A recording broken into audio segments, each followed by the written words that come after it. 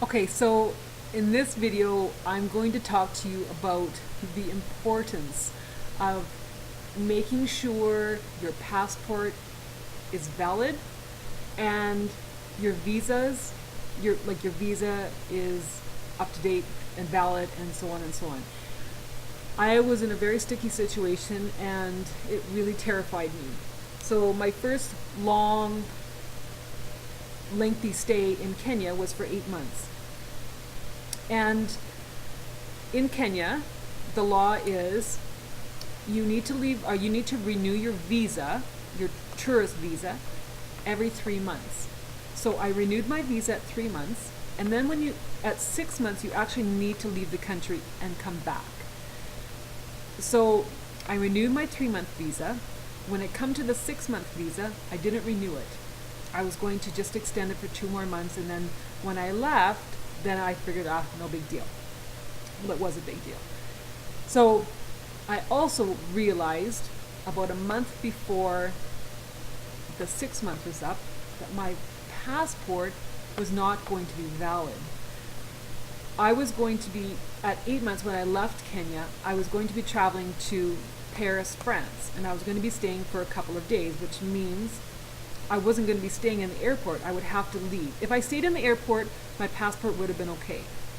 But because I had to leave the airport and leave the secure part of the airport and come back in, my passport needed to be valid, like 6 months.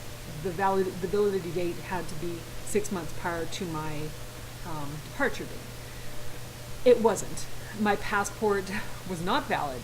So a month before 6 months, like at 5 months, I realized this and had to get a new visa.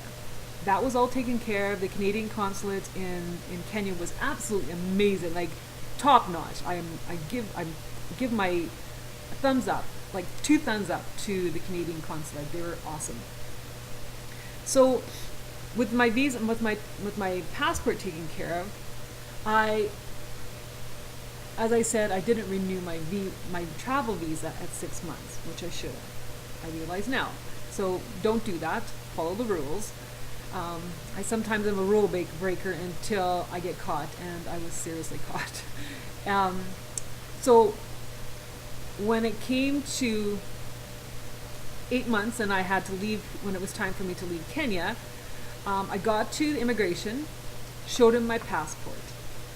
He looked at my passport and there was no entry stamp about saying that I was even in Kenya. So to him, it looked like I was in Kenya illegally. It didn't say that, like, he knew that I was there for 8 months. It didn't show an entry stamp, it didn't show an exit stamp or another entry stamp or so on and so on. So he was there telling me that I'm actually not even in Kenya. He wouldn't look at my old passport. He was being he was doing his job, and he would not let me through. He was sticking to the gun, sticking to the rules, and I was stuck. He said, you need to go to the consulate in the morning and take care of it, get a stamp and whatnot. But I had a plane that I needed to catch in 45 minutes to Paris, and he wasn't having any of it. I was crying. There was people lined up waiting for me to get done with my business, and I was just like bawling. I was so terrified. So he said, just go and sit down.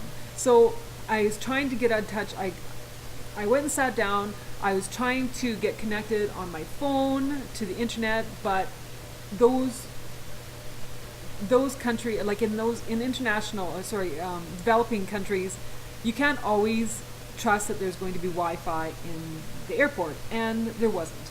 So I couldn't get connected on my phone. I couldn't get connected on my laptop to find the paperwork that I was actually in Kenya. So I'm crying, I'm calling my friends, trying to figure out what I'm supposed to do. And I'm just frazzled. I'm crying, terrified what I'm going to do. Finally, the immigration officer comes over to me. He asked me what flight I was on. I told him my flight leaves in half an hour. He said, well, just come with me. He opened up my passport, stamped it, and away I went. he was pulling a little bit of a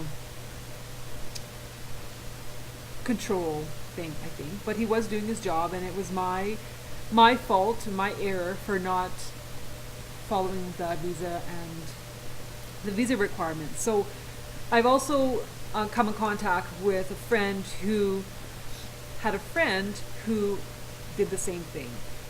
What happened with him was a lot worse than what happened with me.